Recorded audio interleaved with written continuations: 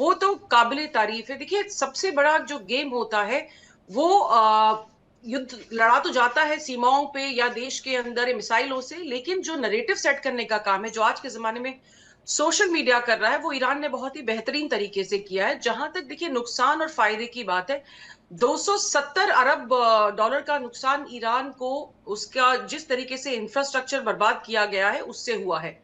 तेल बेचना नहीं बेचना, देखिए ये चीजें पूरे विश्व को जिस तरीके से मंदी में ढकेल रही हैं, परेशानी कर रही हैं, वो एक ऐसी बात है कि जिसको लेकर मुझे लगता है कि दोनों पक्षों को गंभीर होना चाहिए। प्रॉब्लम कहाँ आ रही है? ईरान ने हॉर्मुज इसलिए खोला था कि उसका कहना था कि अगर लेबनान में सीज फायर हो जाती है तब हम हॉर्मुज खोलेंगे। उसने ये कहते हुए हॉर्मुज खोला, लेकिन उसके बाद में उसकी एक्सपेक्टेशन थी कि अमेरिका ये नाकेबंदी जो कर रहा है शायद पीछे हटेगा, लेकिन अमेरिका इस बात के लिए राजी नहीं है, वो वही डटा हुआ है। तो अमेरिका जब तक यहां रहेगा, ईरान के साथ में इस तरह का ये लुका छुपी का जो खेल है ये चलता रहेगा। ईरान एक चीज बहुत बेहतरीन तरीके से जानता है कि 1995 में जब यूक्रेन ने अपने हथियार रशिया को सौंप दिए थे, जो परमाणु हथियार थे, उसके बाद उसका जो हश्र हुआ है वो उस तरह की चीज के लिए यूरेनियम एनरिच जो उसके पास में देने के लिए राजी नहीं होगा। क्योंकि जो मैं बार बार कह रही हूं कि ईरान ने न सिर्फ अमेरिका को स्टडी किया है, बल्कि उसने आसपास के युद्ध की जितनी भी प्ले बुक्स हैं उनको बहुत तरीके से स्टडी किया हुआ है। इसीलिए उसने अपने टॉर्पीडोज नहीं उठाए समंदर से, ना ही उसने अपनी माइन्स उठाई हैं, ना ही उसकी फास्ट अटैक बोट पीछे हुई है। तो दोनों जब तक जस के तस डटे रहेंगे और ये जो बच्चे वाला जो खेल ये लोग सोशल मीडिया पे खेल रहे हैं वो ऐसे ही चलता रहेगा, तब तक कोई सार्थक बातचीत नहीं होगी। बहुत धैर्य चाहिए होता है इन सब बातचीतों के लिए, क्योंकि इनसे न सिर्फ इन दोनों देशों पे प्रभाव पड़ेगा, बल्कि जो विश्व के बाकी जो लोग हैं, मिडिल ईस्ट के जो देश हैं, हमारा देश है, और भी जो आसपास के देश है, हर किसी पे इसका प्रभाव पड़ेगा। तो I think they need to show some more maturity and handle it with care. और एक और चीज, अभी तो देखिए इसराइल की तरफ से एक बयान आया है कि जो हमास है उसकी ट्रेनिंग भी पाकिस्तान में हो रही है। तो एक नया मुद्दा एक शुरू हो जाएगा, अभी इस पे भी डिस्कशन होगा शायद से, और किस तरीके से इसको टैकल किया जाएगा वो भी कहीं ना कहीं मुझे लगता है आगे इसमें कहीं एक पेच ना पड़ जाए। तो बहुत सारी चीजें हैं मीनाक्षी जी जो गौर करने के योग्य हैं इस समय जी। देखना होगा ये सब कुछ। एमर मसी खान जी, इस पूरे सिनेरियो में अगर हम देखें तो पाकिस्तान भी भूमिका निभा रहा है, उसे ऐसा लग रहा है, लेकिन वो ये जो सोच करके बैठा है, ये जो वो बबल में बैठा हुआ है, उसका सच दरअसल यही है कि पाकिस्तान का सिर्फ और सिर्फ इस्तेमाल किया जा रहा है, और वो भी तब इस्तेमाल किया जा रहा है जब वो उन होटल्स के बिल तक नहीं चुका पा रहा है जहां पर इतनी बड़ी बड़ी वार्ताएं रख देता है। जी नमस्कार, आपका शुक्रिया। देखें, ये काम जो ये जनरल आसिम मुनीर करना चाह रहे हैं, ये तो इनका काम नहीं है, क्योंकि इन्होंने तो अपने ही मुल्क में अपने ही वज़ीर आज़म को, जो हकीकी वज़ीर आज़म है, उसको जेल में डाला हुआ है। ये मिलिट्री डिक्टेटर है। ये ऐसे किस्म के मिलिट्री डिक्टेटर को अमेरिका ने हमेशा इस्तेमाल किया है। मुसीबत यहीं से शुरू होती है। देखें, अमेरिका के अगर आप देखें, बहुत सारे अभी ये लोग बहुत जश्न मना रहे हैं ना कि ट्रंप साहब आ रहे हैं, ट्रंप साहब आ रहे हैं। ऐसे खुश हो रहे हैं जैसे कि खुदा न ख्वास्ता खुदा खुद ज़मीन पे आ रहा हो। इस किस्म से ये खुशियां मना रहे हैं ये पंजाबी जो बेगैरत लोग हैं इनको। लेकिन मैं आपसे एक बात बताऊं, देखें, सबसे पहले ड्वाइट डी आइजनहावर आए थे पाकिस्तान 1959, उस वक्त अयूब खान थे। फिर दोबारा लिंडन बी जॉनसन आए, अयूब खान थे। यानी जब भी कोई सदर पाकिस्तान, अमरीकी सदर आया है, वहाँ पर फौजी राज रहा है। और जिस तरीके से ये आसिम मुनीर ने पूरे पाकिस्तान के पार्लियामेंट को खुडे लाइन लगा दिया, यहाँ तक कि बेचारे जो उनका अपना अर्दली है शहबाज शरीफ, उसको कहा कि आप चले जाएं सऊदी अरेबिया, वहाँ पे बात करें, और ख़ुद जो है सेंटर स्टेज खुद हो गए। आप देखें, कह रहे हैं कि ट्रंप साहब से मैं बात करूंगा, ईरानियों से मैं बात करूंगा, आप जाएं साइड लाइन में। और अपने साथ जो टीम ले गए, आप मुझे बताएं, पाकिस्तान का फॉरेन ऑफिस है, पाकिस्तान का फॉरेन मिनिस्टर है, लेकिन सारे वर्दी वाले ले गए अपने साथ। उनमें एक वो भी डायरेक्टर जनरल मिलिट्री ऑपरेशंस, उसको भी साथ ले गए, जो इनके बड़े चहीते हैं आसिम मुनीर के, जिन्होंने आपसे भीख मांगी थी ना ऑपरेशन सिंदूर के दौरान कि नहीं नहीं भाई अब ख़त्म करें। फिर बाद में इन्होंने ये बकवास किया कि हम जीत गए। तो वो उस जनरल को भी अपने साथ ले गए। भाई जनरलों का क्या काम है इस मामले में? सिफारती काम है, सिफारती मामलात हैं। ये क्या कर रहा है? ये अपने नंबर बढ़ाने के चक्कर में लगा हुआ है आसिम मुनीर। इनकी ख्वाहिश ये है कि किसी तरीके से ट्रंप आ जाए।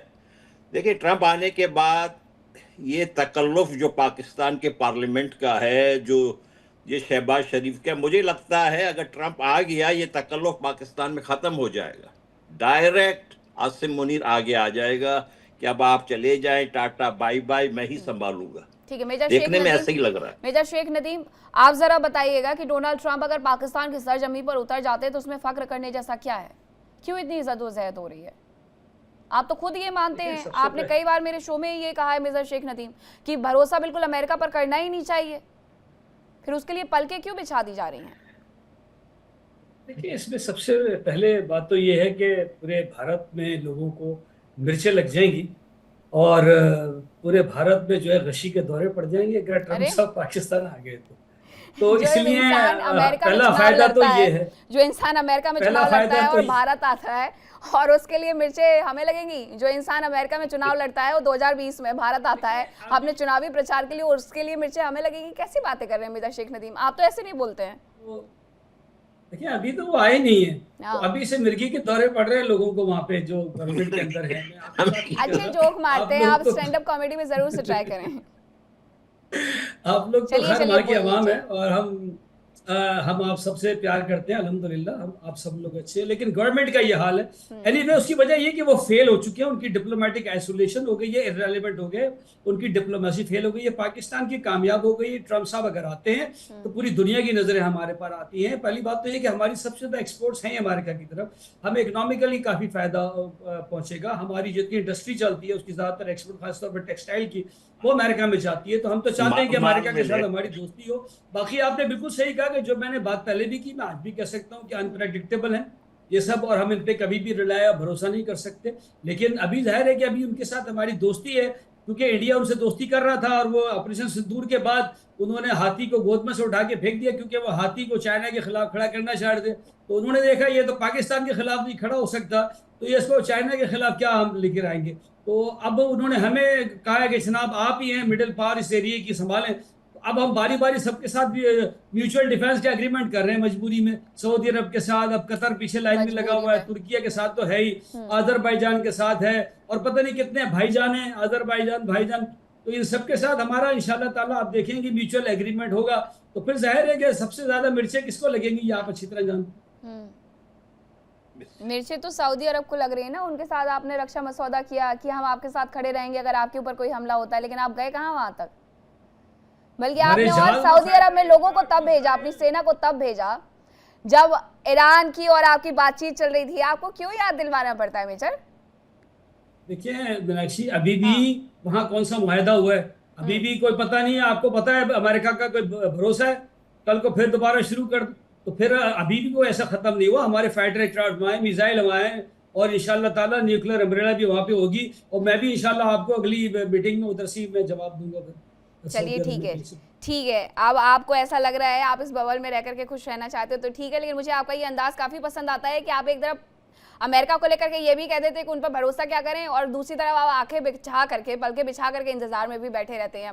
प्रियंका, जरा इस पूरे मुद्दे पर यह समझाइएगा, इजराइल को लेकर के तो पाकिस्तान हमेशा से ये कहता रहा है कि वो उसे देश नहीं मानता है, इजराइल की जम करके धुनाई भी करेगा, इस तरीके के बयान वहां से लगभग आते रहते हैं। और आपको याद भी होगा कि हाल फिलहाल में जब वहां पर बातचीत हो रही थी तो इजराइल को लेकर के वहां पर क्या कुछ बयान दिए गए थे। लेकिन इस सब मुद्दे में अगर पाकिस्तान चले जाते हैं डोनाल्ड ट्रंप, तो मुझे लगता है ज्यादा मिर्ची तो इजराइल को लगनी चाहिए।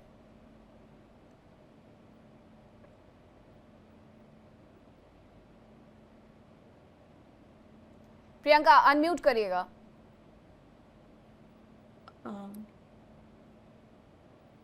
जी, अब आवाज आ रही है? जी जी, आप सुन सकती है? जी हाँ।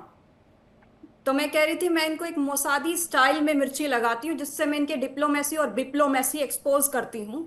इस सारे मामले में अभी तक क्रिप्टो की बात नहीं की गई है, जो पीछे इनका जो षड्यंत्र छुपा हुआ है उसको आज मैं एक्सपोज करती हूँ। और पाकिस्तान और ट्रंप की क्रिप्टो वेंचर के बीच में एक पैक्ट हुआ है जिसके पीछे सारी पाकिस्तान की टेरर फंडिंग एक्सपोज हुई है, जिसका मेन सरगना बिलाल बिन साकिब, जो कि ब्रिटिश पाकिस्तानी एंटरप्रेन्योर है, पीसीसी का जो सीईओ है और इनके जो प्राइम मिनिस्टर का ब्लॉकचेन का असिस्टेंट है, उसका जो कनेक्शन है वर्ल्ड लिबर्टी फिनेंशियल के साथ। उसने ट्रंप की फैमिली को का जो बिजनेस एम्पायर है, जिसमें Eric Trump, Donald Trump junior, Jared Kushner 40% के स्टेक होल्डर है, उसके साथ उन्होंने 26 अप्रैल को एक, जब इंडिया पाकिस्तान के बीच में टेंशन बहुत हाई थी, उन्होंने एक डील साइन की थी जो कि जिसके तहत 15 अप्रैल को बिलाल को एडवाइजर नियुक्त किया गया था इसका WLF का। तो इसके पास आ गई अब दो पावर, एक तो ये पीसीसी का सीईओ हो गया और दूसरा WLF का ये हो गया एडवाइजर। अब इस डुअल रोल को इसने यूज करके अपना कोई पाकिस्तानी क्रिप्टो विजन जा जाकर ट्रंप के पर्सनल सर्कल और पॉलिटिकल सर्कल में पुश करना शुरू कर दिया। बड़े बड़े फिगर्स के साथ इसने अपने कनेक्शंस बनाने शुरू कर दिए। अब उसके बाद क्या करता है ये, दूसरी तरफ इसने रिश्ते बनाए बिनेंस से। चाइना के जो जाओ है, जो कि बिनेंस से और पूरी दुनिया में बदनाम है टेरर फाइनेंसिंग नहीं, नार्को टेररिज्म फाइनेंसिंग में भी, जिसके ऊपर फ्रांस ने फाइन लगाया, इंडिया ने फाइन लगाया, जो लश्कर ताइबा से लेकर के जैश ए मोहम्मद, हमास, ईरान, सबका जो एपी सेंटर है क्रिप्टो करेंसी के थ्रू फाइनेंस करने का, वो ये है। और इन्होंने यहां से ये सब कुछ पूरा का पूरा जाल इन्होंने स्टार्ट किया है, डिस्पाइट बार बार बोलते हुए कि नहीं जी हम तो चाइना से दूर है। इन्होंने झाओ के साथ कंप्लीटली रिलेशनशिप स्टैब्लिश किए हैं, ही के साथ जो कि वाइस प्रेसिडेंट है यीया टेक्नोलॉजी के और चाइनीज कम्युनिस्ट पार्टी की जो ये कंपनी है इसके। सो ये बिनांस के साथ टोटली इन्वॉल्व है। अब ये पकड़े कहाँ जाते हैं, जब ये अक्टूबर 7 में पकड़े जाते हैं, बॉन्डाई बीच में पकड़े जाते हैं। इन्होंने प्लेटफॉर्म जो यूज किया इसके लिए, वो प्लेटफॉर्म यूज किया ट्रोन। अब ट्रोन क्या है, ट्रोन एनोनिमिटी मेंटेन नहीं कर पाता है मनरो और या जेड कैश के जैसी। इसकी वजह से ये एक्सपोज हुए। इजरायली इंटेलिजेंस को पता चला कि ये पूरा क्रिप्टो करेंसी का नेक्सस वहां से स्टार्ट होता है, और इस नेक्सस को इन्होंने इसलिए भी डेवलप किया क्योंकि भारत ने जो नोटबंदी की थी उसके बाद जो इनकी टेरर फाइनेंसिंग की कमर तोड़ी थी, तो इन्होंने बाद में ये नेक्सस को और इसके पीछे दूसरा एंगल आता है मुस्लिम ब्रदरहुड का, जिसमें दो तरीके के ग्रुप ऑफ मुफ्तीज डिवाइड हो जाते हैं।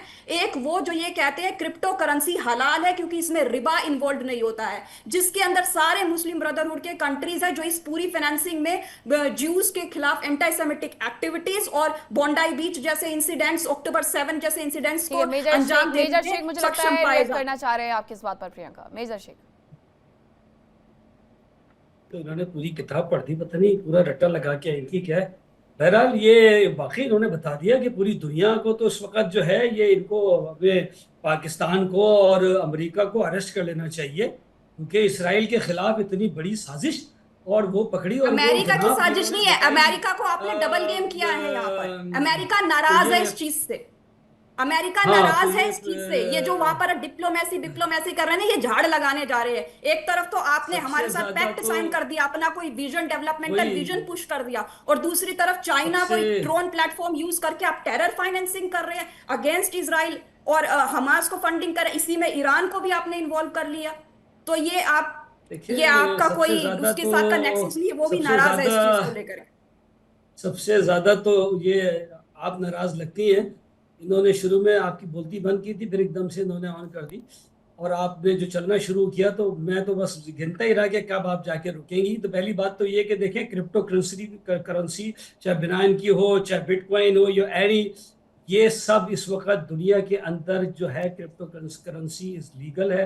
और इसराइल के खिलाफ साजिश हो रही है। इसराइल तो पूरी दुनिया के अमन के खिलाफ साजिश कर रहा है, 75,000 लोगों को मार दिया है। और अगर कुछ ऐसा है तो मैं तो समझता हूँ कि ये बहुत फख्र की बात है कि हम इसराइल के खिलाफ कोई ब्लॉग बनाने में कामयाब हो जाए, हम इसराइल के खिलाफ कोई इस तरह का जो है वो फाइनेंस वाला जो है वो हम बनाने में कामयाब हो जाए, ताकि इसकी जो ह्यूमन राइट्स की वायलेशन है जो पूरी दुनिया में ये कर रहा है, बच्चों को उसने मार दिया, हम इनको कम अज कम रोक सके और आप जैसे लोगों को भी जो है ना वो रोक सके और पकड़ सके, जो बुचर्स की और इन दहशत गर्दों की और इसराइल की जो है जिसने सबसे ज्यादा ह्यूमन राइट्स की वायलेशन की है पूरी दुनिया की तारीख के अंदर, उनको हम पकड़ सकें।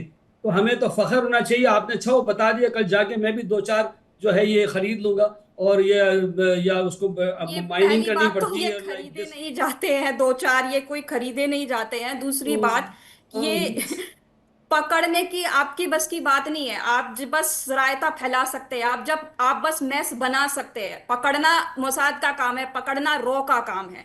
आपका काम है ये मकड़ बस ये जाल दो बनाना। आपने समझ में दोनों आया? को मिला दिया। और कितनी जो आप खूबसूरत पकड़े बात गए की हो आपने अपनी तरह क्योंकि आपने कि ड्रोन यूज किया, इसलिए आप आपने पकड़े गए दोनों हो। को मिला दिया। आज मुसाद और रॉ को आपने मिला दिया। वेरी गुड, मैं ताली बिल्कुल मिला बजाता दिया, हूँ क्यों नहीं कि मिलाऊंगी। पूरी दुनिया में सबसे बदनाम मुल्क के साथ आपने जो है आज रॉ को भी शामिल कर दिया। तो आज सारी दुनिया को पता चल गया दुनिया कि में ये हमें सबसे बदनाम टेरर मुल्क आपका है। करके दुनिया में सबसे तो ज्यादा सबसे बदनाम पीछे मुल्क जो है आपका है। आपने आज जो ये अभी थ्री हमारे से लेयर सब दिफा सोसाइटी तैयार की म्यूचुअल थी, डिफेंस मांग रहे जिसमें ऊपरी हमसे लेयर में सब। बहुत ही ज्यादा सेक्युलर देखिए, और हमसे डेवलपमेंटल आपका हमसे मुस्लिम पूरी दुनिया ब्रदरहुड है, नीचे ये लेवल दुनिया में मांग आपका रही है शरिया लॉ है, और म्यूचुअल उससे नीचे डिफेंस। लेवल पे आपका ये सारी क्रिप्टो नेक्सस आपने तैयार जो सारी कर रखा दुनिया है। कह ये रही है पूरा आपका जो एक्सपोज हो कि गया है टेरर फंडिंग हमारे ने। से म्यूचुअल डिफेंस कर लें। ठीक है, हमारे से म्यूचुअल डिफेंस कर लें। लोग लाइन लगा के खड़े हुए हैं। वो आप एक दिन देखना इस लाइन के अंदर आखिर में इंडिया भी खड़ा होगा और वो बोलेगा भाई हम तो नहीं जानते मुसाद मुसाद को, हमें म्यूचुअल डिफेंस दो। तो अभी तो लाइनें लगी हुई हैं। अभी हम फिल्टर कर रहे हैं, भाई इंटरव्यू कर रहे हैं बारी बारी कंट्रीज का, भाई आओ आओ किसको हमने आप म्यूचुअल जिसको डिफेंस एग्रीमेंट देना डिप्लोमेसी है, और म्यूचुअल किसको नहीं डिफेंस देना का है। नाम दे और रहे हैं, वो ये देखिए, है क्रिप्टो कि करेंसी जब पाकिस्तान में लीगल है नेशन स्टेट्स के और बीच में पाकिस्तान डील बिल्कुल होती इस है पे तो उसके काम कर रहा नीचे है। गुंडों की डील होती और है, टेरर ट्रम्प के ऑर्गेनाइजेशंस जितने की भी डील होती है, दोस्त जिसके आप रिश्तेदार हैं, सरगना, इसलिए आप मेन मैं मेजर सेंटर शेख पॉइंट बन नदीम, जाते हैं। मेजर शेख नदीम, दिल बहलाने के लिए गालिब ये ख्याल अच्छा है, पहले सेरेना होटल का बिल भरवा दीजिएगा। खबर आ रही है कि हॉर्मुज में यूएस नाकाबंदी पर ईरान का बड़ा बयान सामने आया है। ट्रंप की नाकेबंदी तक हॉर्मुज बंद रहेगा, ये ईरान की तरफ से कहा गया है। जब तक नाकेबंदी नहीं हटेगी तब तक हॉर्मुज यहां पर बंद रहने वाली। ईरानी सेना पूरी बहादुरी के साथ हॉर्मुज में तैनात नजर आ रही है और उन्होंने कह दिया है कि अब इसे बंद रखा जाएगा। हॉर्मुज के मुद्दे पर लगातार कर्नल दिनेश नैन, ये स्थिति बदलते जा रही है और अगर हॉर्मुज को नहीं खोला गया तो हर एक देश को इससे नुकसान होने वाला है। देखिए, जहां तक सवाल अमेरिका का, अमेरिका नाकेबंदी नहीं हटाएगा, ये 100% है। और तब तक नहीं हटाएगा जब तक ईरान का कुछ ना कुछ, चाहे वार्ता के थ्रू हो चाहे होने वाली लड़ाई हो उसके थ्रू हो, जब तक इसका कोई समाधान नहीं बनाएगा। रही बात पाकिस्तान की, अभी मेजर नदीम काफी बोल रहे थे कि क्रिप्टो में उलझ के रह गए, इनको समझ ही नहीं आया कहां से खरीदने कहां से बेचने हैं। लेकिन चक्कर ये है नदीम कि जो चूरन आप बेच रहे हो ना, क्रिप्टो छोड़ो, कभी ईरान को और कभी अमेरिका को तो जो ईरान के रक्षा जो विदेश मंत्री हैं, उन्होंने कहा था ना अभी इस्लामाबाद के सेरेना होटल में, जहां पे मीनाक्षी बता रही है आपने बेचारों का बिल नहीं भरा। वो कभी सऊदी अरब में जा रहे हैं, बोले पैसा देने से पहले हमारा काट के देना। कभी अमेरिका को बोल रहे हैं भाई आप जब पैसा दोगे नदीम जी को तो काट के देना हमारा बिल नहीं दिया इन्होंने। तो दूसरी बार का तो मेरे लगता नहीं कि चांसेस है कि सेरेना होटल भी आपको जगह देगा, अमेरिका तो क्या आएगा। लेकिन रही बात, जो चूरन आप बेच रहे हैं ये बहुत गलत हो रहा है। यही कारण है कि जो यहाँ पे बातचीत कुछ हो रही है, आप उसका फोन पे कुछ और बता रहे हो अमेरिका को, और ये चीज होनी ही थी। पर मेरा मानना कुछ और है, ये एक आप लोगों का ड्रामा है। ये अमेरिका ने पाकिस्तान को यूज किया है ईरान को उलझाने के लिए, अपना बिल्डअप करने के लिए, और पाकिस्तान ने बखूबी रोल निभाया है, बखूबी, सेरेना होटल से लेके और आपका जो है तेहरान तक, जहां पे आपके आसिम मुनीर, हर एक मेरे को समझ में नहीं आया नादिम कि वहां पे ये मोहसिन निकवी जो हमारी ट्रॉफी चोरी करके भागा था, वो क्या कर रहा था पीछे खड़ा होके? उसके कोर्ट के बटन भी बंद नहीं हो रहे थे ठीक से। वो कोशिश कर रहा था वो कोर्ट के बटन बंद करने की, तो बंद नहीं हो पा रहे थे उसके कोर्ट के बटन, नहीं हो पा रहे थे कोर्ट के बटन, बंद नहीं हो पा रहे थे। चलो एनीवे, जो भी है वो पर्सनल है, उसका क्या मतलब वहां पे क्या लेना देना। अब रही बात मीनाक्षी, मैं बताऊं, ये पूरा षड्यंत्र था, ये युद्ध होके रहेगा। अमेरिका 100% है, बिल्कुल क्रिपल करेगा ईरान को। ये सारी बातें जो चल रही हैं अभी तक हम लोग कर रहे हैं, मेरा मानना है, मैं गलत हो सकता हूं,